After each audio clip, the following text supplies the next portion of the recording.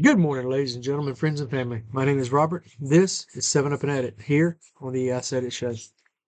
Now, what is 7 Up and At It? 7 Up and At It is simply a daily devotional that I do every morning where I'll take a particular verse of the Bible and I'll look at the preceding verses and verses thereafter. I'll even look at different translations and to the point where I get the full context and full understanding of what God is trying to tell us in His Word. Now, why do I video it? I do that because I feel we're all vessels to be used by God, and that whatever God puts into each and every one of us, we're expected to pour it back out to give to others so others can be blessed by it as well. Um, and why do I call it 7 Up and At It? It's simply an homage to my dad here on earth. I thank you. Because he would come in and wake me up um, practically every morning, and it would be three knocks on the door. The door would open up, and my dad would say, "It's 7 Up and At It." So that's where that comes from. Also, our Heavenly Father has told me as well, basically, it's time to get up and get at it, um, and to study His Word on a daily basis. Just so happens that it correlated with 7, which is what my dad on earth did. So it shows you how God works. Anyway, let's get into the Word. What verse did I choose? I chose Deuteronomy 7:21. How did I come about choosing that verse? Is that every verse I focus on whatever today's date is. So today is July 21st. So I look for a verse that corresponded with today's date. That's simply how I do it. So in this case, it's Deuteronomy 7:21, and this is where Moses is speaking to the Israelites about their enemies. Okay, because they're just about to go to battle against the Canaanites, and he basically says, "Do not be terrified by them, for the Lord your God, who is among you, is great and awesome God, is a great and awesome God." So, in looking at the previous verses and verses thereafter, it basically focuses on the fact that, the Israelites are nervous, scared, concerned, about the battle. They're going to lose it. They're going to lose their life. And um, so Moses basically tells them, you are God's children. You are God's chosen. So why are you concerned? Why are you fearful? Because our God is a great and awesome God, and He is here among us. So He's going to make sure we're taken care of. He's going to make sure we win this battle. He's going to go before us and make sure the battle is already won. So when I studied this, this is Moses talking to the Israelites. So this is the Old Testament, and this is God talking to them in this situation. And like, okay, Lord, what does this have to do with us? And He brought it to me like instantaneously. Um, and it was Romans 2, verse 11, and Acts 10:34. Both of them said basically the same thing, that God does not show favoritism. God is no respecter of persons. What He'll do for one, He'll do for another. So what He did for the Israelites, He'll do for us as well. I'm like, okay, still I need to understand why this verse. And through continuous studying of that verse and of the preceding verses and the full chapter and different translations, and what came to me was the fact that God is no respecter of persons, and whatever He'll do for one, He'll do for another in all things. So we in the world today, we have enemies. This country has enemies. We have things going on that could cause people to get worried.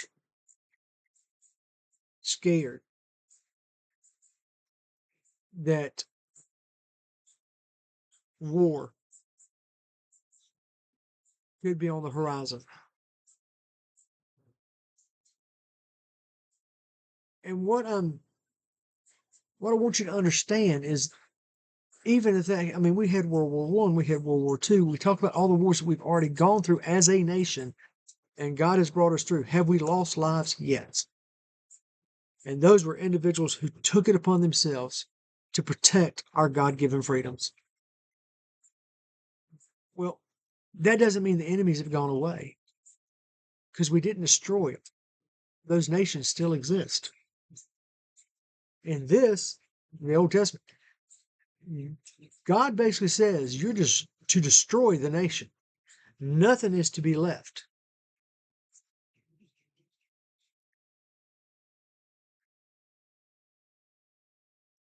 What's coming on the horizon for this nation could be war.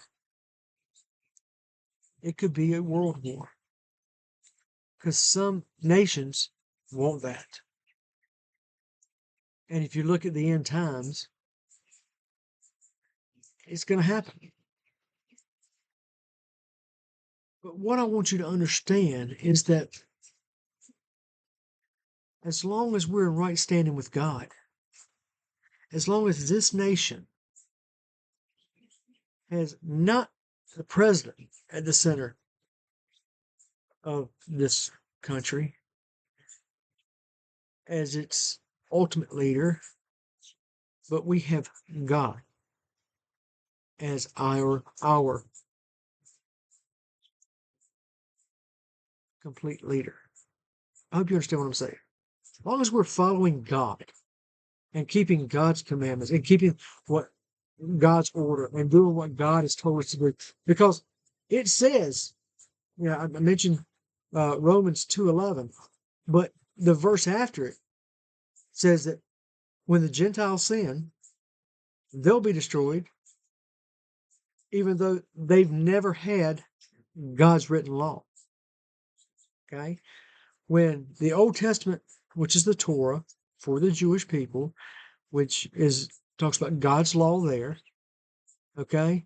Even though we didn't, that wasn't to us, that was to the Israelites. We're to follow it as well.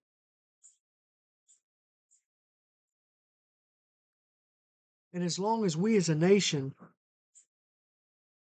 continue to understand that in God we trust, it's all our currency, and we put Him first, then we're going to be okay. But to do so, we have to have, I hate to say leaders, but we have to have leaders within this country who also put Him first.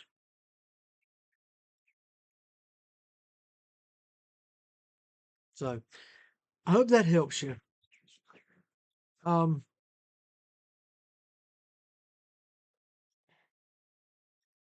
Folks, we're coming on a very important election.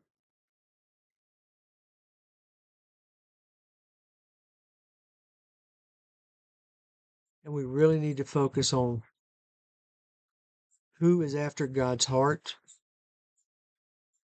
and who is after personal gain and wealth.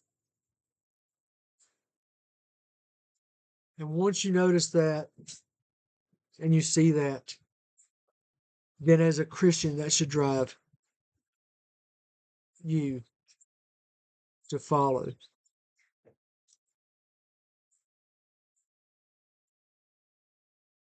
a particular individual. So leave it at that. Folks, I appreciate you watching. If this is your first time, welcome. Please go back and look at the other videos. I ask you to like, dislike, comment, tell me what you think. If you think I'm missing it, let me know. I need to know that. Okay? Because iron sharpens iron, and steel sharpens steel. And if I've missed it, I need to know that. Let me know. If you just like what I said, give me a thumbs up. We're good. Okay? If you've been here a while, you've heard me say that. Okay? please let me know what you think as well. I appreciate you coming back. I appreciate you watching all the videos. Um, but at this time, I just, yep, by liking or disliking or commenting, you're letting me know that I'm on the right path, that I'm doing what God's asked me to do by doing these videos. So I appreciate it. So to each and every one of you, I hope you have a blessed day. But remember that God blessed you to be a blessing. So today, go out and bless somebody else, because that is what truly helps change this world. Thank you for watching. Look forward to talking with you on the next one. Have a blessed day and take care.